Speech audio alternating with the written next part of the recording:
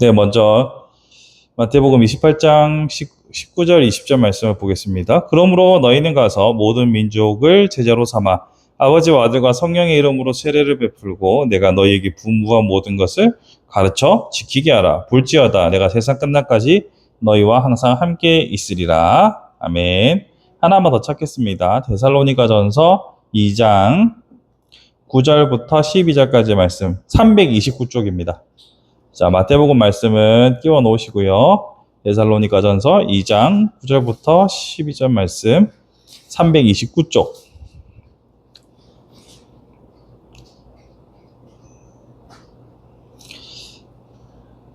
예, 이것도 제가 봉독하도록 하겠습니다.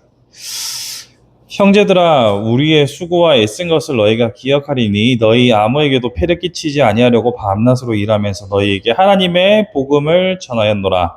우리가 너희 믿는 자들을 향하여 어떻게 거룩하고 옳고 흠없이 행하였는지에 대하여 너희가 증인이요 하나님도 그러하시도다. 너희도 아는 바와 같이 우리가 너희 각 사람에게 아버지가 자기 자녀에게 하듯 권면하고 위로하고 경계하노니 이는 너희를 부르사 자기 나라의 영광에 이르게 하시는 하나님께 합당히 행하게 하려 함이라. 아멘. 자, 요것도 줄을 하나 끼워 놓으시고요. 그렇게 두 개를 왔다 갔다 할 거니까, 네, 그렇게 참고하시면 되겠습니다.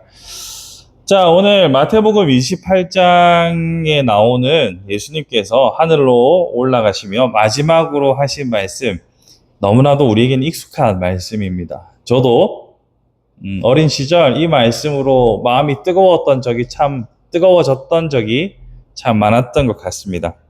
세상 끝날까지 우리와 함께 하시는 주님께서 명령하신 것, 가르쳐 지키게 하라. 이 명령에 대해서 참으로 익숙했지만 또 한편으로는 낯설게 느껴지는 지점이 있어서 오늘 함께 이 말씀을 나눠보려고 합니다. 오늘 말씀을 보시면 분명히 예수께서 모든 민족에게 아버지와 아들과 성령의 이름으로 세례를 베풀고 나서 분부한 모든 것을 가르쳐 지키게 하라라고 말씀하십니다. 아까도 말씀드렸던 것처럼 참으로 익숙한 말씀인데요. 가르쳐라는 것에 대해서는 당연히 우리가 전하고 가르쳐야 되니까요. 제가 아무런 거리낌이 없었습니다. 그런데 그 뒤에 따라 나오는 말, 지키게 하라라는 말의 무게가 예전과 같이 느껴지지 않았습니다. 지키게 하라? 이게 과연 우리가 가능한 영역인가라는 의문이 들기 시작했어요. 생각해 보시면 우리가 누구에게 새로운 정보를, 지식을 전달하는 것은 자주 있는 일입니다. 뉴스를 먼저 접한 사람이 뉴스를 뒤늦게 접한 사람한테 알려주기도 하고요. 먼저 성경을 배운 사람이 그렇지 않은 사람에게 성경을 가르쳐 줄 수도 있습니다. 그리고 새로운 책을 읽어서 그 책에 나와 있는 지식들을 전해주는 것도 우리에게는 익숙한 일입니다. 그런데 우리가 살면 살수록 누군가에게 무엇을 지키게 하는 것, 즉 삶의 방식과 태도를 변화시킨다는 것은 거의 불가능에 가깝다라는 것을 경험적으로 우리는 알아갑니다. 내 자식도 내 마음대로 안 되고요. 나이가 들면 들수록 사람이 더 완고해지는 것이 일반적이라 누군가의 삶을 변화시킨다는 것은 참 쉽지 않은 일이라는 것을 우리는 경험적으로 잘 알지요. 그래서 오늘 주님께서 명령하신 그 명령이 상당히 부담스럽고 어렵습니다. 가르쳐 지키게 하라. 전달은 하겠어요. 내가 성경을 더 보고 더 많이 배워서 성경이 말하는 바가 무엇인지는 전달하겠는데 지키게 하라? 이거는 도무지 답이 안 나오는 겁니다. 목사인 저조차도 지키게 하라. 이것이 너무 부담스럽습니다. 근데 예수께서 왜 이렇게 명령하셨을까를 가지고 이제 씨름을 하게 되는 거죠. 아무리 생각해도 우리가 누군가에게 지키게 하는 것, 행동 양식을, 삶의 태도를 변화시키는 것은 어렵잖아요. 그런데 예수께서 왜 우리에게 이렇게 명령하셨을까를 생각해 보는 겁니다. 먼저 지키게 하라라는 말에 여러 가지 뜻을 한번 생각해 보면 데살로니가 전서를 가지고서 우리가 한번 이야기를 해볼 수 있겠어요. 아까 우리가 읽었던 데살로니가 전서 2장 9절부터 12절까지의 말씀을 다시 줄을 옮겨서 한번 보시면요. 먼저 9절에서 이렇게 말하죠. 밤낮으로 일하면서 너희에게 하나님의 복음을 전하였노라 라고 말하죠. 가르쳤어요. 그렇죠? 가르치고 10절에서 말하기를 우리가 너희 믿는 자들을 향하여 거룩하고 옳고 흠없이 행하였는지에 대하여 너희가 증인이요 하나님도 그러하시도다. 거룩하고 옳고 흠없이 행하였다라고 말합니다. 다른 말로 한마디로 압축하면 모범을 보였다라고 할 수 있겠죠. 먼저 가르쳤고요. 그 다음에 삶으로 실천하며 모범을 보였다라고 말합니다. 그러니 하나님의 나라의 백성은 예수의 제자는 어떻게 살아야 하는가를 우리의 몸으로 증거하였다라고 말하고 있습니다. 그러면서 11절에는 또 이렇게 말합니다. 각 사람에게 아버지가 자기 자녀에게 하듯 권면하고 위로하고 경계하노니 단순히 가르치고 삶으로 증거하는 것뿐만 아니라 권면하고 또 위로하기도 하고 때로는 경계한다라고 말합니다. 여기서 권면이라는 것은 파라칼레오라고 하는 건데요. 단순히 우리 권면이라고 생각할 때 권하고 추천하고 하는 것뿐만 아니라 성경이 말하고 있는 권면은 훈계도 포함되어 있고 애원도 포함되어 있고 간구도 포함되어 있습니다. 즉, 할 수 있는 모든 바를 다하여서 최선을 다해 지켜 행하게 하도록 애를 쓰라고 말하고 있는 것이죠. 그러면서 12절에 결론적으로 자기 나라와 영광에 이르게 하시는 하나님께 합당히 행하게 하려 함이라. 지켜 행할 수 있도록 하는 방편들을 이와 같이 말하고 있는 거죠. 가르치고 삶으로 모범을 보이고 끝까지 권면하여서 지켜 행하게 하라라고 성경은 명령하고 있습니다. 자, 그러니까 우리가 삶으로 경험해 본 바 이 사람이 변할 것 같지 않아요.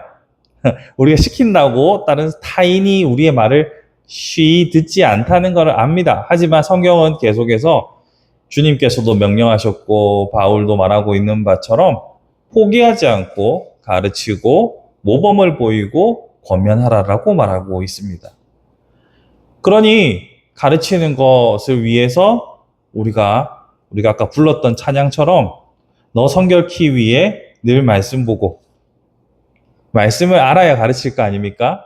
말씀에 대해서 늘 사모하는 마음을 가져야 하고 동시에 우리의 삶으로 말씀을 따라 사는 삶을 실천할 수 있어야 합니다. 이게 참 어렵습니다. 말과 내가 아는 것과 행하는 것이 일치하는 삶, 이것은 우리가 평생 노력하면서 애를 써야 하는 부분이죠. 동시에 사랑하는 마음으로 권면하기를 그치지 않아야 하는 겁니다. 자, 그런데 여기서 끝이 아닙니다. 뭘 더 하라라는 의미가 아니고요. 성경에서 말하는 우리가 하나님의 뜻을, 하나님의 계명을 행하는 방식에 대해서 한번 좀 생각해 볼 필요가 있습니다. 우리가 강한 의지를 가지고 노력하고 애를 쓴다고 해서 하나님의 거룩한 뜻을 온전히 이룰 수 있을까요? 아니요. 우리는 결코 그 하나님의 기준선을 통과할 수 없습니다. 예수께서 하시는 말씀 마지막으로 올라가시면서 지키게 하라도 도무지 우리가 실천하기 힘들 것 같습니다만 예수님이 하신 말씀들을 다 따지고 보면 사실 불가능에 가까운 미션들입니다. 왜냐하면 예수께서는 계속해서 마음의 문제를 지적하시거든요. 누군가가 네가 마음으로 미워하면 이미 살인한 거다. 살인죄. 우리는 모두 다 살인범입니다. 마음에 욕심을 품는 것 자체로 그 눈으로 보고 욕심을 품었다면 눈을 뽑으라고 말씀하십니다. 이건 뭐 예수님의 말씀은 우리가 감당할 수 있는 수준이 아득히 안 된다는 것을 우리는 잘 알고 있죠. 그래서 성경은 우리에게 성령을 받으라라고 말씀하십니다. 우리의 능력으로, 우리의 힘으로 죽기 전까지는 당신의 뜻을 온전히 이룰 수 없기에 성령을 받으라라고 말합니다. 그리고 그 성령께서 우리에게 감동을 주시고 행하게 하신다는 것을 성경은 강변합니다. 사도행전에서 너희가 성령을 받았느냐 물어보고 바울이 성령을 받으라라고 말하죠. 성령께서 우리에게 말씀하시고 내 안에 내주하시면서 성령이 역사하셔야만 우리는 예수의 길을 따라갈 수 있습니다. 성령께서 역사하실 때만 우리가 변할 수 있고요. 동시에 한 걸음 더 나아가서 우리가 가르쳐 지키게 하라라고 했잖아요. 그 사람이 지켜 행하게 하는 것도 결국은 내가 아니고 성령님입니다. 내가 할 수 있는 최선을 다하되 궁극적으로는 성령께서 그 사람 안에서 역사하시도록 우리가 기도해야 되는 거죠. 그래서 보시면 제가 아까 권면 파라칼레오의 안에 훈계도 있고 애원도 있고 마지막으로 간구도 있다고 했죠. 이 간구가 그 사람을 향한 간절한 호소나 소구가 될 수도 있지만 성령님께 도움을 간절히 구해야 합니다. 성령님께서 그 사람을 우리가 가르치고 지켜 행하게 하고자 하는 사람의 속에서 성령께서 역사하셔서 하나님의 사람으로 변화할 수 있도록 우리가 가르치고 행하는 것이 중요하다는 거죠.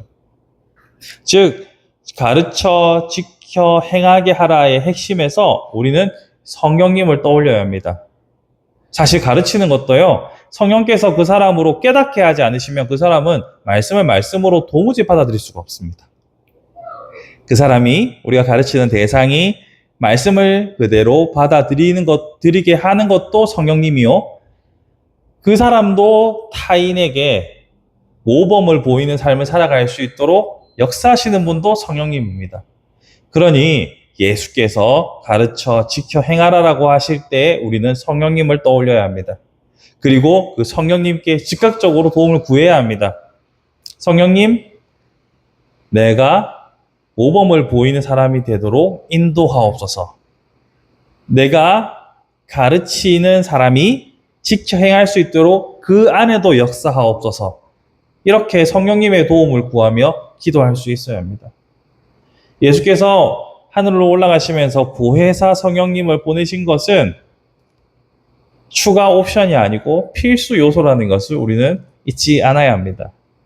그러니 성령께서 우리 안에 역사하시고 또 우리가 전하는 이에게 역사하시도록 성령 충만을 날마다 간구하는 것, 이것이 지혜요 진리의 길임을 오늘도 다시 한번 기억했으면 좋겠습니다. 그래서 이번 한 주도 살아가시면서 우리의 기도 제목은 명백하게 가르쳐 지켜 행할 수 있도록 성령 충만한 주의 종이 되게 하옵소서. 이렇게 기도해야겠죠. 말씀을 정리해 보겠습니다. 예수께서 주신 명령 그 어느 것도 사실 쉬운 건 없습니다만 특별히 지켜 행하게 하라는 말씀은 참으로 부담스럽습니다. 하지만 성령께서 하실 일에 우리가 수고와 노력을 멈추지 않기를 요구하시는 말씀이라고 이해한다면 우리는 계속 성령님을 더욱더 의지할 수밖에 없겠지요. 성령께서 우리 안에 역사하시고 이 안에 역사하실 수 있도록 날마다 성령님의 도움을 구합시다. 아울러서 성령께서 주시는 열매에 명백하게 나타나는 그 사랑이 내 안에서도 그리고 타인의 마음속에서도 그 사랑이 끊이지 않을 수 있도록 우리가 함께 간구했으면 좋겠습니다. 그래서 이 성령 충만한 가운데 우리 바른교회도 자라나고 우리 바른교회와 연결되어 있는 많은 사람들 안에 새로운 변화들이 시작될 수 있도록 우리 모든 성도들의 마음속에 성령님의 주도하심으로 새로운 삶의 변화들이 곳곳에서 일어날 수 있도록 성령님의 도우심을 구하는 복된 한 주가 되기를 주님의 이름으로 축복합니다.